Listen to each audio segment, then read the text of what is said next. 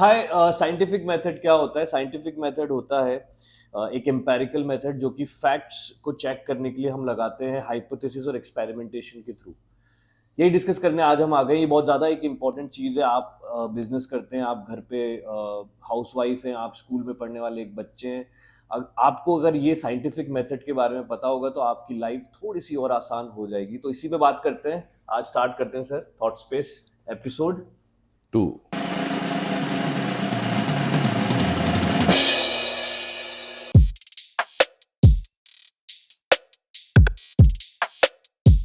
क्या होता है साइंटिफिक मेथड? देखो, साइंटिफिक मेथड को जानने के लिए ये जानना हम लोगों को ज़रूरी है कि जो मानव प्रजाति है, जो ह्यूमन स्पीसी है, वो उसकी एक वीकनेस है, और वीकनेस भी ना कहें, एक लिमिटेशन है।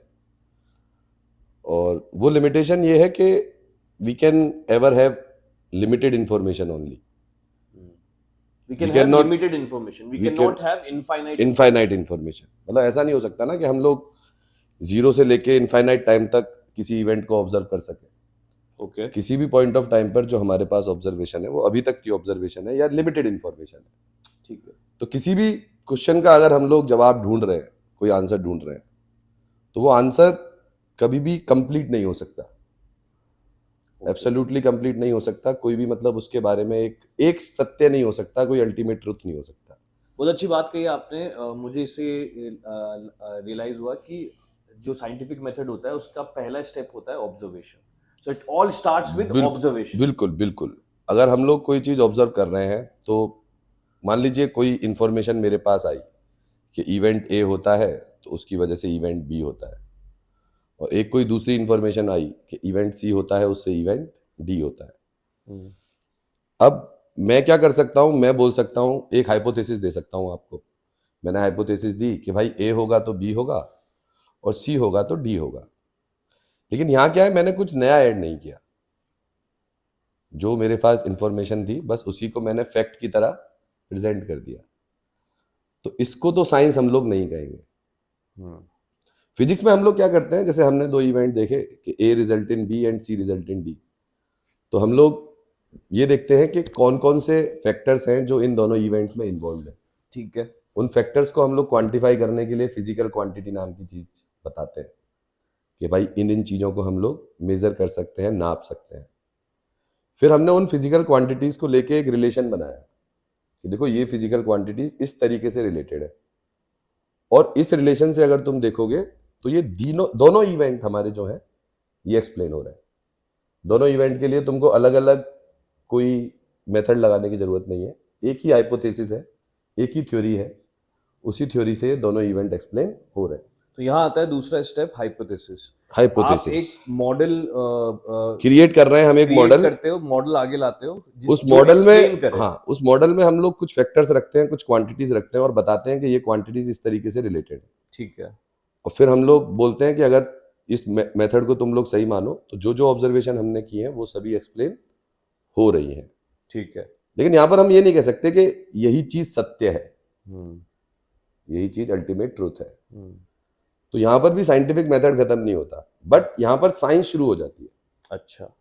एक बार तुम लोगों ने कोई एक ऑब्जर्वेशन की, उसके बारे में तुमने कोई हाइपोथेसिस दी, तो तुमने एक साइंस डेवलप की, एक मॉडल डेवलप एक किया। एग्जाम्पल के थ्रू एक्सप्लेन करो। एग्जाम्पल के थ्रू मतलब किस चीज को एक्सप्लेन करवाना चाह रहे हो? मतलब कोई, मतलब मॉडलिंग क्या है उस चीज को, या एक्चुअली में क्या हो रहा है उस चीज एक को? ऑब्जर्वेशन की, फिर देन विल गो टू मान लो कोई दो क्वांटिटीज हैं एक्स और वाई, ठीक है? एक्स और वाई की फॉर्म में नहीं, हाँ, जो बिल्कुल बेसिक एग्जांपल हो। मेरे साथ बहुत सारे लोग हैं जो एक्स और वाई में इतने ज्यादा फ्लुएंट नहीं है जितने हम लोग हैं, क्योंकि हम ठीक है। दिन रात मैं डील करते हैं फिजिक्स में।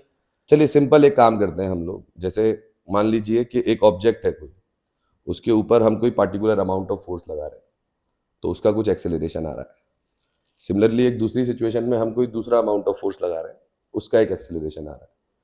मैंने मॉडल में फोर्स और एक्सेलरेशन ये दो क्वांटिटीज रखी हैं जिनके बीच में रिलेशन देखना चाह रहा हूँ। तो मैंने ऑब्जर्व किया कि यार जब मैं फोर्स डबल कर रहा हूँ तो एक्सेलरेशन डबल हो रहा है। तो मैंने हाइपोथेसिस रखी कि force is proportional to acceleration. ठीक है। मान लीजिए मैंने दो डेटा पॉइंट लिए। एक डेटा पॉइंट था जब फोर्स 10 था और एक्सेलरेशन 2 था। फिर जब फोर्स 20 हुआ तो एक्सेलरेशन 4 हो गया, अच्छा। फोर्स 40 हुआ तो एक्सेलरेशन 8 हो गया। तो मेरा हाइपोथेसिस सही बैठता जा रहा है, बिल्कुल सही। ठीक है ना बात। लेकिन इस हाइपोथेसिस में आपका 100% कॉन्फिडेंस कैसे हो सकता है? वो तो कभी नहीं हो सकता। क्या क्या पता आगे, किसी फोर्स के लिए एक्सेलरेशन प्रोपोर्शनल आगे ना, जाकर कुछ ऐसी परिस्थितियां बने हाँ कोई डेटा पॉइंट ऐसा आए जो इस जो हाइपोथेसिस में, वेरिएबल्स हमने चेक नहीं किए थे बिल्कुल। एनवायरनमेंट में। तो फिर हमको क्या है, हाइपोथेसिस में कभी कभी क्या होता है, जैसे कोई हाइपोथेसिस हमने दी, रिजल्ट एक्सप्लेन हुए, या आपने force equals to mass into acceleration की बात की, हाँ हाँ, जैसे अपन सूडो फोर्स का कॉन्सेप्ट पढ़ाते हैं, तो वो एक तरीके से करेक्शन टर्म है कि न्यूटन ने सोचा कि भाई ये यहाँ जाके inertial frame non inertial frame उसके दिमाग में आया कि भाई यहाँ पर ये सेट नहीं हो रहा है, तो इसको सही करने के लिए अपन एक करेक्शन टर्म और देते हैं। करेक्शन टर्म की बात नहीं है, देखो मतलब उसको बोलते करेक्शन टर्म है, वो बात ठीक है, लेकिन मतलब यहाँ अगर मैं बात करूंगा तो थोड़ी हैवी बात हो जाएगी, बट फिर भी करते हैं। बात ऐसी है कि जिस चीज को तुम फोर्स बोल रहे हो वो भी एक करेक्शन टर्म ही है। बिल्कुल सही बात है। ठीक है ना, मतलब जो जिस चीज को हम फोर्स बोल रहे हैं वो भी तो एक तरीके की ऐसी चीज है जिसका हम इफेक्ट देख पा रहे हैं कि भाई मैंने किसी चीज को ड्रॉप किया तो वो चीज अर्थ की तरफ एक्सेलरेट की, तो साइंस तो रिवॉल्व्स हमने अराउंड कॉज एंड इफेक्ट। या मतलब हमने वो फोर्स जो क्वांटिटी है हमने डिफाइन की है। अब जहां जहां एक्सेलरेशन, अब जैसे न्यूटन ने शुरुआत कहां से की, तो उसने कहा बिल्कुल बेसिक मॉडल ले लो, कोई फैक्टर रखो ही मत। इमेजिन करो, एक थॉट एक्सपेरिमेंट करो कि भाई एक दुनिया है और दुनिया में कुछ भी नहीं है, सिर्फ एक पार्टिकल है, और वो पार्टिकल अब किसी के साथ इंटरेक्ट कर ही नहीं रहा, तो वो यूनिफॉर्मली चलेगा। बिल्कुल सही। अब क्या तुम इस चीज का तो तुम एक्सपेरिमेंट भी डिवाइस नहीं कर सकते, करने के लिए तुमको बहुत मेहनत करनी पड़ेगी, तुमको वैक्यूम क्रिएट करना पड़ेगा, कहीं सारे फोर्सेस से उसको अलग करना पड़ेगा, स्पेस में जाके एक्सपेरिमेंट करो, कुछ करो। बट ठीक है, उसने एक हाइपोथेसिस रखी, but we can do thought experiments we can do thought experiment in thought space. In thought space. नहीं, वो भी हम हो सकता है फ्यूचर में एक अपना प्रोग्राम बनाए उस चीज के लिए भी, अच्छा। जिसमें हम लोग सिर्फ थॉट एक्सपेरिमेंट्स के बारे में बात करेंगे, वो फ्यूचर के लिए बात रहेगी। हाँ, तो अभी जो हम बात कर रहे थे, तो एक बार हमने जब हाइपोथेसिस रख दी तो फिर अगर जैसे बात होती है कि कोई हम फेथ में बिलीव करते हैं, ठीक है ना, रिलीजियस बिलीव होते हैं लोगों के, तो वहां क्या होता है, सिर्फ हाइपोथेसिस पे काम खत्म हो जाता है। बिल्कुल सही। ठीक है ना, कि कोई इंसान आया, उसने कोई किताब लिखी, उसने कोई बात बोली, now people believe what they believe, कि भाई ये इसने बोल दिया, ये हाइपोथेसिस है और ये हाइपोथेसिस हमेशा सही है। लेकिन साइंटिफिक मेथड में हम लोग क्या करते हैं, हम लोग दूसरे लोगों को इनवाइट करते हैं बिल्कुल ओपन में। बट आपको ऐसा नहीं लगता कि सेम ही बात है?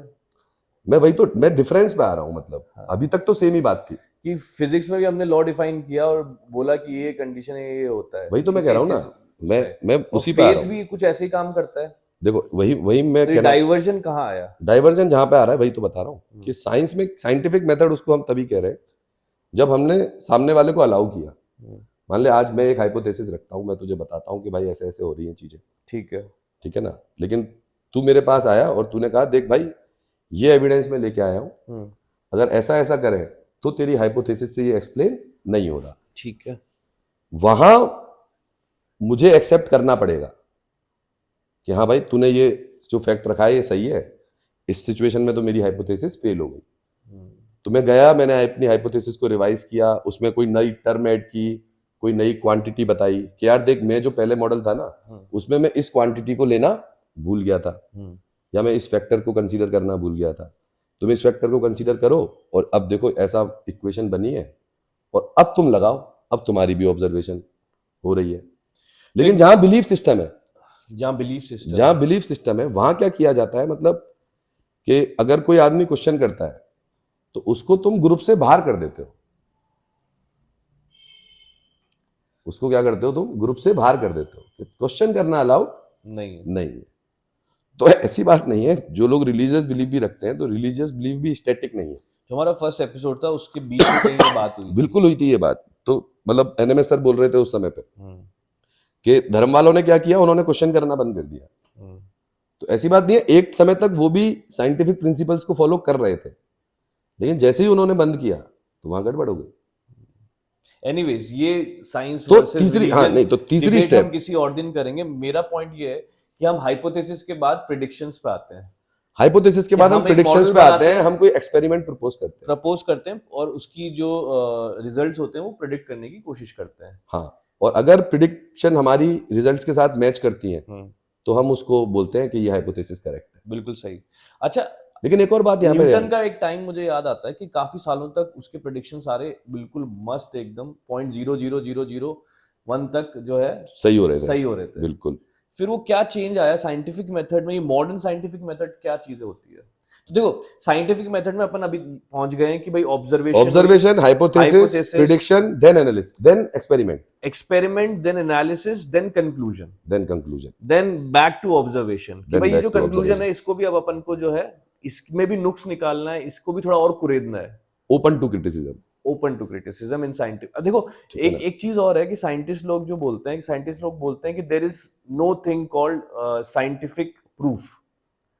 There is no thing. There is always a certain situation, certain model in which things are related. Scientific proof नाम की कोई चीज नहीं होती। Mathematical इसलिए बोलते हैं proof, वो क्योंकि आप जो आपकी बात है कि 100% श्योर आप कभी भी नहीं हो सकते। बिल्कुल। प्रूफ हमारा यही हमेशा है ना। देखो हमारे पास लैक ऑफ कुछ ना कुछ डेटा तो हमेशा रहेगा ही। सही। देखो साइंस क्या सिखाती है हमको कि साइंस हमको ये सिखाती है, मान लीजिए कि तुम कोई सवाल कर रहे हो कि ये इवेंट क्यों हुआ, तो you can answer it through science कि ये इवेंट इसलिए हुआ, ठीक है। फिर तुमने एक्सप्लेन किया कि ये इवेंट क्यों हुआ, तो साइंस कैन आंसर कि ये इवेंट इसलिए हुआ। लेकिन एक पॉइंट पे साइंस भी यही बोलेगी तुमको कि यार ये तो हमने माना है, माना है, ठीक है ना बात। जैसे अब मान लीजिए मैं तुमसे पूछूं कि 1 न्यूटन की डेफिनेशन क्या है, तुम कैसे मेजर करते हो कि इस आदमी ने या इस चीज ने इस चीज के ऊपर जो इंटरेक्शन लगाई वो 1 न्यूटन है। तो कुछ नहीं, तुमने कहा कि अगर उतनी इंटरेक्शन जो 1 kg मास को 1 मीटर पर सेकंड स्क्वायर से एक्सेलरेट कर दे, तुमने कहा 1 मीटर पर सेकंड स्क्वायर कितना एक्सेलरेशन है कि उसकी वेलोसिटी 1 सेकंड में 1 मीटर पर सेकंड चेंज हो जाए। तुमने कहा 1 मीटर पर सेकंड कितनी वेलोसिटी है, 1 सेकंड में 1 मीटर चल जाए। 1 मीटर कितना है कि 1 मीटर भाई इतना है, ये हमने माना है। हाँ। तो अब हर चीज जो है वो तुमने डिफाइन कर दी, लेकिन सिर्फ डिफाइन करना काफी नहीं है। तुम मीटर को, सेकंड को, न्यूटन को अलग अलग डिफाइन करने लग जाओ, बिल्कुल तो सही। वो साइंस नहीं होगी। और फिर आगे भी ये कि मैं इस पूरे एक्सपेरिमेंट उसमें जो को रिलेशन होगा, रेलगाड़ी के अंदर ले गया जो एक्सेलरेट कर रही थी, तो फिर अलग चीज हो जाएगी। बिल्कुल। तो वो जो रिलेशन होगा वो इंपॉर्टेंट है कि हमने डिफाइन कैसे किया, उसको तुम एक बार मान लो, और अब तुम इन चीजों को कैलकुलेट करो। करेक्ट। और देखो हमारा रिलेशन सेट बैठेगा। बिल्कुल सही। Back to scientific method. तो तो हमने ये सारे, देखो ऑब्जर्वेशन करो, हाइपोथेसिस दो, यहाँ पर साइंस शुरू हो गई। हाइपोथेसिस के बाद तुम अलाउ करो लोगों को कि वो तुम्हारे सामने एक्सपेरिमेंट प्रपोज करें। बिल्कुल सही। तुम अपनी थ्योरी से उस एक्सपेरिमेंट के रिजल्ट प्रिडिक्ट करो और फिर चेक करो फिर कि एनालिसिस रिजल्ट सही आ रहे हैं कि नहीं आ रहे हैं। फिर कंक्लूजन आएगा। रिजल्ट सही आ रहे हैं, तुम्हारी हाइपोथेसिस टिक, नहीं आ रहे हैं, पता करो क्या गलती है, या फिर नई हाइपोथेसिस दो, या फिर नई हाइपोथेसिस पर। जनरली क्या है, हम लोग नई हाइपोथेसिस पर नहीं जाते हैं। फिजिक्स ने क्या है पिछले 500-600 सालों में ये चीज तो अडॉप्ट कर ली। अच्छा ये बताइए ना, आपकी साइंटिफिक मेथड का ओरिजिन क्या है, कहाँ से हुआ? जो हम सुनते हैं कि 7th सेंचुरी के बाद ओरिजिन ओरिजिन वर्ल्ड के अंदर देखो थोड़े रिवोल्यूशंस आए। ऐसा है कि अलग अलग लोग जो मानते हैं, उनका अलग अलग मानना है। हर कोई क्रेडिट अलग अलग इंसान को देते हैं, ठीक है ना। पर जिनके हमारे पास थोड़े बहुत एविडेंस, हाँ, मैं वही बात करता हूँ। हाँ, जो लिखा हुआ है लिटरेचर में। शुरुआत जो हुई तो गैलीलियो था एक आदमी जहां से चालू हुई चीजें 1500 गैलीलियो को तुम कह सकते हो जो मॉडर्न साइंटिफिक मेथड है, उसकी बुनियाद गैलीलियो ने रखी एक तरीके से, मतलब।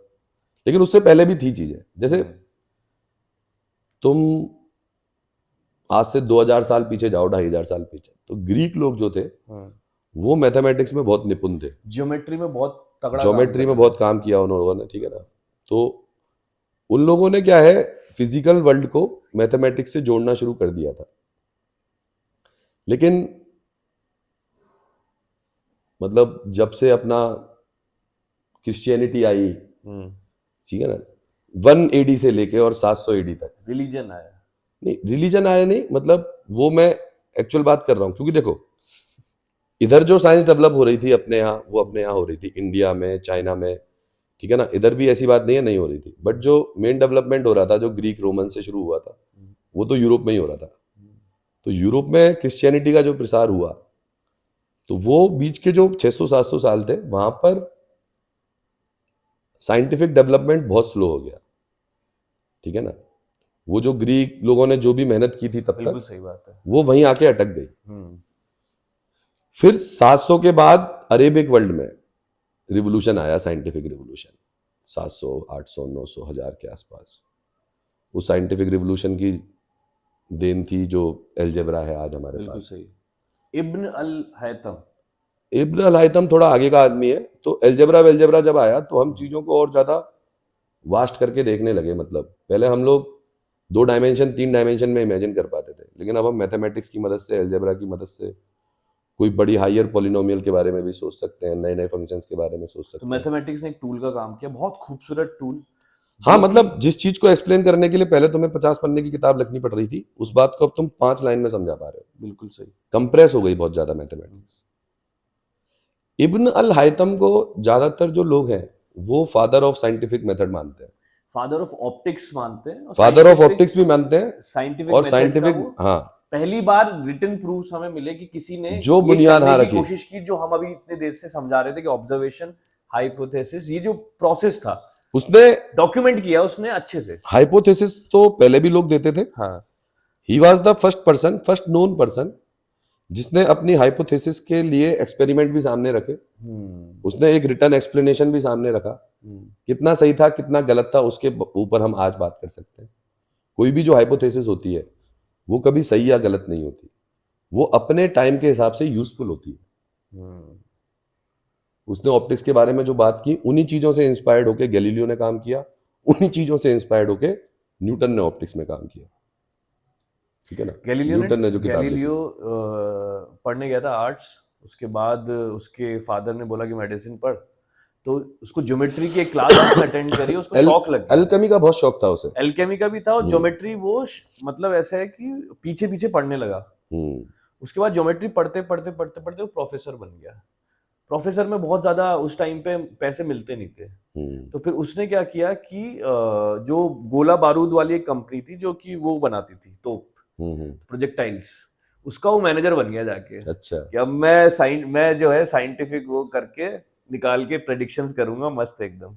तो वहां से उसको फिर फेम मिली, फिर उसने टेलीस्कोप बनाई पहली बार। पहले भी थी टेलीस्कोप खूब सारी, बट जो उसकी उस टाइम पे टेलीस्कोप बनी, उसने मतलब बहुत सारी चीजें जो है सॉल्व करी। उसने मिरर का यूज किया था, उसमें थोड़ा डिफरेंट, उसने मतलब रिजोल्यूशन बहुत इंप्रूव कर लिया था उसका। हाँ।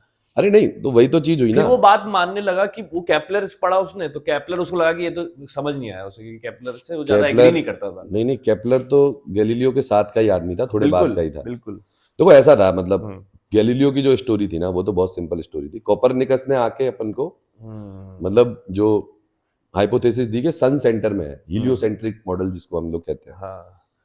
पहले लोग अर्थ, तो अब ऐसा था कि अर्थ को सेंटर बना के और उन्होंने ऐसे ऐसे बना दिया कुछ मॉडल और उससे एक्सप्लेन कर दिया, लेकिन वीनस का जो ट्रांजिशन होता था वो एक्सप्लेन नहीं होता था उससे। और ये ज्यादा बढ़िया ऑब्जर्व हम कर पाए टेलीस्कोप की मदद हाँ, से। तो कोपरनिकस ने जब बताया तो गैलीलियो ने आके ये सारी ऑब्जर्वेशंस को बताया कि देखो अब तुम मेरा मॉडल मानो तो ये ऑब्जर्वेशंस भी सही है। लेकिन वहां भी चर्च ने मामला खराब कर दिया, उसको हाउस अरेस्ट कर दिया, तो वो पढ़ा रहा अपने। फिर केपलर आया, केपलर ने काम किया। तो अभी तक क्या हो रहा था, अभी तक सिर्फ साइंस, मतलब गैलीलियो भी हाइपोथेसिस वाला ही आदमी था। वो बहुत ज्यादा उसने एनालिसिस ऑफ डेटा नहीं किया था उसने, ऐसा कह सकते हैं। एनालिसिस तो किया था, बट उसने कोई नए एक्सपेरिमेंट सामने नहीं रखे थे बहुत ज्यादा कि तुम यहाँ टेस्ट करो या वहां टेस्ट करो। वो थोड़ा फिलोसॉफिकल साइड पे भी थे यार, लिमिटेशंस थी ना उस समय की। न्यूटन जो आया तो उसने काम, फिर उसको एक मॉडल पूरा उसने मैथमेटिकल दिया कि भाई देखो ये इक्वेशन लगाओ, ये क्वांटिटीज मेजर करो, इससे काम होगा। जैसे 3 ही क्वांटिटी हैं जिनको हम लोग मेजर करते हैं, मास, लेंथ और टाइम, ठीक है ना, और तीनों के ही बारे में हमें कुछ नहीं पता, ठीक है ना। और मतलब ये एक सवाल उठता है कि मास, अगर मैं किसी से पूछूं व्हाट इज मास, तो मतलब दुनिया हमारा में मेरे हिसाब से 10-20 लोग ही ऐसे होंगे जो कुछ जवाब दे 11th पाएंगे। एनसीईआरटी का पहला चैप्टर में हम ये पहले कुछ एक दो चैप्टर में यही तो पढ़ते हैं, फिजिकल वर्ल्ड के बारे में, यूनिट्स एंड डायमेंशंस नहीं, के बारे में। लेकिन फिर भी देखो, जैसे मास के बारे में हम लोग को ज्यादा पता नहीं है, हाँ, लेकिन फिर भी मास के बारे में हमारी इंट्यूशन कितनी तगड़ी है। क्योंकि हम रोज कुछ ना कुछ उठाते हैं, उसके हाँ, प्रोपोर्शनल है मास, जो उस एमजी हाँ लग रहा है। वही जो जो ग्रेविटी का फोर्स अर्थ उसके ऊपर लगा रही है, हाँ, वो उसके मास के प्रोपोर्शनल है। उसके मास के लेकिन प्रोपोर्शनल यहाँ है। तू सोच, हमने कितनी बड़ी हमने बकचोदी तो की हम है यहाँ देखकर पर, उसको जज कर लेते हैं कि यार इतना भारी तो होगा, क्योंकि हमारा देखकर नहीं एक्सपीरियंस हो उठाकर। चुका है। हमारा एक्सपीरियंस, अब तो मैं देखकर भी हाँ, जज अब तो कर लेता हूँ ना कभी कि भाई। उठाया हुआ है तो देख हाँ। के भी जज कर लेंगे। लेकिन यहाँ पर सोचना हमने कितनी बड़ी बकचोदी की है। हमने क्या कहा है कि इस पे जो फोर्स लग रहा है वो इसके मास के प्रोपोर्शनल है। हमने उस चीज को बोला ही मतलब हमने माना है कि ये चीज मास है। हाँ। कहीं से तो शुरुआत करनी पड़ेगी। वही तो अब कंक्लूड करते हैं नहीं डिस्कशन को। नहीं, कंक्लूड करने से पहले जो तुम बात पूछ रहे थे ना, उस पे हम आएंगे ठीक कि है। वो जो 0.001 वाली तुमने बात की, हम्म, कि देखो कोई भी हाइपोथेसिस तुम ले आओ, हम्म, उसने कुछ रिजल्ट बताया कि हम्म। तुम इस कंडीशन में फलानी क्वांटिटी मेजर करोगे, ठीक है। इसकी वैल्यू आएगी 25, इसकी वैल्यू क्या आएगी 25 किसी भी यूनिट में। ठीक। अब थ्योरी तो क्या है, एग्जैक्ट आंसर बताती है, लेकिन जब तुम रियल वर्ल्ड में ऑब्जर्वेशन करने जाते हो तो एग्जैक्ट कुछ नहीं होता। 25.001 Now- भी मिलेगी, now- 24.998 भी मिलेगी। नहीं, नाउ ये मैटर करता है कि जो इंस्ट्रूमेंट तुम यूज कर रहे हो वो कितना उसका precise लीस्ट है। काउंट क्या है, हाँ, क्या प्रिसीजन है उसका।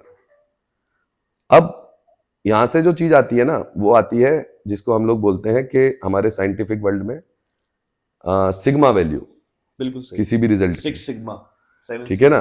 तो सिग्मा वैल्यू का मतलब क्या होता है कि तुमने कोई डेटा कलेक्ट किया, मान लो तुम्हारा आंसर आ रहा था तुम्हारी थ्योरी के हिसाब से 25, तुमने क्या किया, तुम गए ऑब्जर्वेशन करने, तुम डेटा कलेक्ट करके लाए, तुमने 100 डेटा पॉइंट कलेक्ट किए, कभी तुम्हारी वैल्यू 25 आ रही है, कभी 24 आ रही है, 24.5 आ रही है, कुछ आ रही है, तुमने पूरा डिस्ट्रीब्यूशन प्लॉट किया, ठीक है ना बात। तो इस डिस्ट्रीब्यूशन का जो एवरेज आ रहा है, क्या आ रहा है, इसका स्टैंडर्ड डेविएशन कैलकुलेट करो। स्टैंडर्ड डेविएशन समझते हो? स्टैंडर्ड डेविएशन बिल्कुल समझते हैं। तो स्टैंडर्ड डेविएशन, जैसे हम ऑडियंस के लिए अगर हम बताएं, हाँ, तो हमारे समझा पास दो हाँ, ऐसे। मान लो हमारी एक्सपेक्टेड वैल्यू है 25, हमारा डेटा सेट आया, ठीक है, पहली वैल्यू आई 26, ठीक है, तो इसका डेविएशन होगा 1, बिल्कुल सही, दूसरी वैल्यू आई 23, इसका डेविएशन होगा 2, ठीक है, क्या होगा 2। नेगेटिव नहीं लेंगे, डेविएशन हमेशा पॉजिटिव लेंगे। अब इन सारे डेविएशंस को ऐड करो और divide by total number of observations, इसको हम लोग कहेंगे स्टैंडर्ड डेविएशन। बिल्कुल एरर निकालने का स्टैंडर्ड तरीका, ठीक है ना, जो हम स्टैंडर्ड जितनी चीजें डेविएशन, अपने आसपास बनी हुई देख रहे हैं, इसको हम लोग क्या कहेंगे, हम सब लगा चुके हैं उसमें स्टैंडर्ड डेविएशन। Standard deviation. अब मान लीजिए कि आपकी स्टैंडर्ड डेविएशन आई 0.1, कितनी आई 0.1, कि आपका डेटा जो है वो ऑन एवरेज आपकी प्रिडिक्टेड वैल्यू से 0.1 डाइवर्ट कर रहा है। वैल्यू क्या थी हमारी 25। तो अब अगर आपका रिजल्ट, आपके कितने परसेंट रिजल्ट, 99.99% रिजल्ट अगर इस विंडो के अंदर है, तो इस रिजल्ट को बोलते हैं 1 सिग्मा, यानी 24.9 से 25.1 तक, क्योंकि तुम्हारा सिग्मा कितना था 1.1। अगर तुम्हारे 99.99% रिजल्ट 24.8 से 25.2 के बीच में है, तो इस रिजल्ट को बोलते हैं 2 सिग्मा, 3 सिग्मा, 4 सिग्मा। तो 4 सिग्मा का जो रिजल्ट होता है वो मतलब हमारी साइंटिफिक कम्युनिटी में, मतलब मुझे एग्जैक्टली याद नहीं है, ठीक है ना, 4 सिग्मा 5 सिग्मा अच्छा रिजल्ट मानते हैं, अच्छा रिजल्ट, 2 सिग्मा 1 सिग्मा तो बहुत भयंकर रिजल्ट हो जाता है, मतलब। बिल्कुल सही। तो उस तरीके से हम लोग किसी कोई भी, फिर वही बात है ना कि तुम्हारी लिमिटेशन है, तुम कहां तक ऑब्जर्व कर सकते हो। अब यहां तक क्या हो रहा था कि हमको ऑब्जर्वेशन मैथमेटिक्स की तरफ ले जा रही थी, कि हम कुछ ऑब्जर्व करते थे, उसमें अपनी मैथमेटिक्स सेट करते हैं, उस मैथमेटिक्स के हिसाब से हाइपोथेसिस बनती है, आगे चेक होती रहती है, गलत हो गई तो गलत हो गई, सही हो गई तो चलती रहती है, गलत हो गई तो कुछ करेक्शन आ जाता है, उसमें नई हाइपोथेसिस आ जाती है। लेकिन होते होते होते होते एक समय ऐसा आ गया, खत्म हो गई चीजें। खत्म कैसे हो गई कि वही बात कि ए से बी हुआ, बी से सी हुआ, सी से डी हुआ। अब तुम एक ऐसी जगह पहुंच चुके हो जहां तुम ऑब्जर्वेशन ही नहीं कर पा रहे हो। तो मैथ्स रास्ता दिखाती है, मॉलिक्यूल सारे कैसे बनते branches हैं, बॉन्डिंग होती है, बॉन्डिंग कैसे होती है, एटम जुड़ते हैं, एटम के अंदर क्या हो रहा है, अब तुम कैसे देखो, तुम्हारी नेकेड आई की पावर ही नहीं है। और हमें उसके हिसाब से बहुत ज्यादा स्पेसिफिक एक्सपेरिमेंट्स भी डिजाइन करने पड़ते हैं। वही तो। लार्ज हेड्रॉन कोलाइडर, और उसमें नहीं, उसमें जो हम ऑब्जर्व कर रहे हैं, हाँ वो मशीन हमको बस कुछ नंबर बता रही है, हाँ, नेकेड आई से हम कुछ नहीं देख रहे हैं। उस इलेक्ट्रॉन को किसी ने नहीं देखा हमारी कभी। हाइपोथेसिस के हिसाब से वो सही सटीक बैठना चाहिए। फिर उस रिजल्ट को देख के तो हम हाइपोथेसिस दे रहे हैं। हम्म, तो अब वो स्टेप 1 ही है ऑब्जर्वेशन, ऑब्जर्वेशन ही है वो। एक हाँ, एक्सपेरिमेंट। लेकिन अब ऑब्जर्वेशन जो हो रही है ना, वो डायरेक्ट नहीं हो रही है। ये तो अभी तक direct तो काफी पहले बंद हो गई थी यार। न्यूटन ने जब काम किया, नहीं जो हम बात, वही तो बात आज कर रहा हम हूं मैं, 5G इंटरनेट यूज कर रहे हैं, वही तो मैं बात कर रहा हूं लोग हमें स्क्रीन कि- पे बैठ के देख रहे हैं, टेक्नोलॉजी में इतना एडवांसमेंट आया, मुझे लगता है साइंटिफिक किसी ब्रांच में आया होगा। साइंटिफिक मेथड जो है, हाँ, वो कोई स्टैटिक चीज थोड़ी है। साइंटिफिक मेथड भी इवॉल्व होता रहा। बिल्कुल सही बात है। तो एक समय ऐसा आ गया जब जरूरत पड़ी, पहले हमको ऑब्जर्वेशन मैथमेटिक्स की तरफ ले जा रही थी, अब हमको मैथमेटिक्स कहीं ले जा रही है। यार ये मैथमेटिक्स ने ये तो एक्सप्लेन कर दिया, और इस इक्वेशन को आगे थ्योरेटिकल फिजिक्स। हाँ, तो नई ब्रांच डेवलप हो गई, थ्योरेटिकल फिजिक्स। ये पिछले 150 साल का काम है। क्यों, इसकी जरूरत क्यों पड़ी? क्योंकि अब मान लो तुम यूनिवर्स को एक्सप्लेन करना चाह रहे हो, तुम लार्ज स्केल पे ऑब्जर्वेशन कर रहे हो, छोटे पे आओगे क्वांटम फिजिक्स, क्वांटम फिजिक्स। तो Quantum न्यूटन mechanics। न्यूटन के साथ यही तो हुआ कि न्यूटन ने जो फिजिक्स बताई, वो तुम्हारे नॉर्मल स्केल पे बहुत बढ़िया काम करती है। उसके जो रिजल्ट आते हैं वो मतलब they are accurate up to such precision कि उतना प्रिसीजन तुम्हारे लिए काफी है। तभी तो हम रॉकेट वॉकेट उड़ा ले जा रहे हैं, सब। क्योंकि हमने कर रखी लेकिन है सारी लेकिन जब हम possibilities। लार्ज स्केल पे चीजों को देखते हैं, हम लोग जैसे इन्फ्लेशन की थ्योरी आई पिछले, जो थ्योरेटिकल फिजिक्स से ही आई, इन्फ्लेशन जो हमने ऑब्जर्व किया कि यूनिवर्स ही एक्सपेंड कर रहा है, बिल्कुल, तो वहां फिर न्यूटन का मामला खराब होने लगता है ना। न्यूटोनियन फिजिक्स फेल होने लगती है एक तरीके बिल्कुल। से। तो न्यूटन फिजिक्स बहुत और एप्टली प्लेस्ड है ह्यूमंस के लेवल पे काम करने के लिए। उससे हम बिल्डिंगें खड़ी कर ले रहे हैं, बिल्कुल, उससे हम गाड़ियां बना ले रहे हैं, तो वो मगर यूजफुल है। जैसे ही तुम छोटे हुए या बड़े हुए। अब कोई कहे वो हाइपोथेसिस गलत है, तो ऐसे तो फिर हर हाइपोथेसिस गलत है। बिल्कुल सही बात है, every hypothesis is useful in its, useful. Useful होनी चाहिए। तो उससे- हमारी हमारी जो साइंस है कुछ हद तक इस पे भी डेवलप होती है कि जो चीज पे आप तुम रिसर्च कर रहे हो वो कितनी ज्यादा एप्लीकेशन बेस्ड है, कि भाई टेक्नोलॉजी में इसलिए तो अपन घुस गए रैबिट अब होल देख के भाई, अंदर। आज की डेट में मैं किसी आदमी को अगर क्रेडिट देना चाहूं कि मैं इतनी बढ़िया लाइफ जी रहा हूं, तो जेम्स क्लार्क मैक्सवेल आदमी था एक। तो दुनिया इलेक्ट्रिसिटी अलग पढ़ रही थी, मैग्नेटिज्म अलग पढ़ रही थी, ऑप्टिक्स अलग पढ़ रही थी। उसने बताया भाई तुम देखो ना मेरा सब मिला मॉडल, दिया। वही तो काम हो रहा था जो मैंने तुमको स्टार्टिंग में कहा कि बिल्कुल सब क्या है कि ए से बी होता है, सी से डी होता है, ई से एफ होता है। उसने कहा A B C D E F सब एक ही है, तुम इसको ऐसे सोच के तो देखो। और उनकी वो डिस्कवरीज आज हमें इनेबल कर रही हैं जितना जो सब भी हम कुछ जो कर चल पा रहा है रहे हैं। इलेक्ट्रोमैग्नेटिक रेडिएशन से चल रहा है। बिल्कुल सही बात है। इलेक्ट्रोमैग्नेटिक रेडिएशन जो है वो क्या है? इलेक्ट्रोमैग्नेटिक रेडिएशन वो लैंग्वेज है जिससे नेचर हमसे बात करता है। बहुत ही खूबसूरत बात बहुत ही कही है कवि ने यहाँ पे कि नेचर हमसे इलेक्ट्रोमैग्नेटिक वेव्स के फॉर्म में बात करता है, उसकी लैंग्वेज है। बिल्कुल। आज मैं तुझे देख पा रहा हूं, वाई? Electromagnetic wave. बिल्कुल सही। ये कैमरा रिकॉर्ड कर पा रहा है, वाई? Electromagnetic wave. हमें देख पा रहे होंगे स्क्रीन के थ्रू, ये यूट्यूब पे जो लोग हमें देख रहे हैं, वाई? Electromagnetic wave. और ये ट्रैवल फोन पे बात कर रहे हैं, वाई? Electromagnetic wave. सन से हम तक एनर्जी आ रही है, वो एनर्जी से फोटोसिंथेसिस हो रहा है, उससे हम खाना खा रहे हैं, वाई? Electromagnetic wave. जो 12th के सिलेबस में होता है और हम पढ़ाते ही नहीं है। अब पिछले 2-3 साल से पढ़ाना चालू किया है क्योंकि जेई और नीट पूछने लगे हैं सवाल। देखो ऐसा है, इलेक्ट्रोमैग्नेटिक वेव को जो पढ़ने का तरीका है, मतलब वो काम भी हम किसी दिन करेंगे। बिल्कुल। एक थॉट एक्सपेरिमेंट हम लोग इलेक्ट्रोमैग्नेटिक वेव का भी लेके आएंगे, समझेंगे उसको क्या कर, ठीक है ना? थॉट स्पेस में थॉट एक्सपेरिमेंट थॉट लेके। स्पेस नाम कैसे आया? थॉट स्पेस नाम ऐसे आया क्योंकि यहाँ जो हम लोग करना चाह रहे हैं वो हम बस यही करना चाह रहे हैं, क्या? जो हमारे विचार हैं उनको रखने के लिए हम लोग एक जगह या ढूंढ रहे हैं। किसी के भी हाँ नहीं, हमारे और हमारे साथ और भी जो लोग आएंगे हमारे साथ आने वाले एपिसोड में, स्पेस वेयर जो जुड़ेंगे, अ थॉट कैन डिसाइड। बस हमारे जो भी विचार है वो हम रख रहे हैं सामने दुनिया के। नाइस। तो कंक्लूड करते हैं फिर, कंक्लूजन क्या है? कंक्लूजन ये है कि don't take things for granted, ये हमको साइंस सिखाती है। अच्छा। जैसे मैं बहुत बढ़िया एक सवाल था मेरे दिमाग में, हम्म मैंने पूछा भी हुआ है तुमसे पहले, लेकिन अभी हम लोग लाइव हैं, उस समय पूछने का मन करा मेरा, हम्म कि क्या प्रोबेबिलिटी है कि कल सन निकलेगा। दो ऑप्शन है तेरे पास, एक है 1 और एक है 0.99999999। ऑब्वियसली 0.9999 नहीं बोलूंगा, 100% तो मैं किसी चीज के लिए भी श्योर नहीं हो सकता। अब वही है ना, अगर तुम्हारा आंसर उसके लिए जीरो, मुझे अगर तुम्हारा आंसर points, 0.99999999 है, हाँ। इट मींस तुम साइंटिफिक मेथड को समझ रहे हो, तुम उसकी इंपॉर्टेंस को समझ रहे हो, तुम उसके मतलब को समझ रहे हो। और अगर तुम्हारा आंसर 1 है तो ऐसा नहीं है कि तुम कुछ गलत कर रहे हो, हाँ, बट साइंटिफिक मेथड को तुम नहीं समझ रहे हो, ठीक है ना। मतलब जो डाउट तुमको करना है खुद के ऊपर, वो तुम्हें हमेशा ही करना है, ठीक है ना। कभी भी तुम लोगों ने अगर ये सोच लिया कि यू नो एवरीथिंग, तो वहीं साइंटिफिक मेथड की तुमने हत्या कर दी। तुमको उसको हमेशा क्वेश्चन कीप ऑन करते ही लर्निंग रहना है, new things. Keep on learning. चलो इसी के साथ विदा लेते हैं दोस्तों से, कुछ कहना चाहोगे? Myself Ajay, signing off. Signing off, this is Rayan Qureshi thoughts.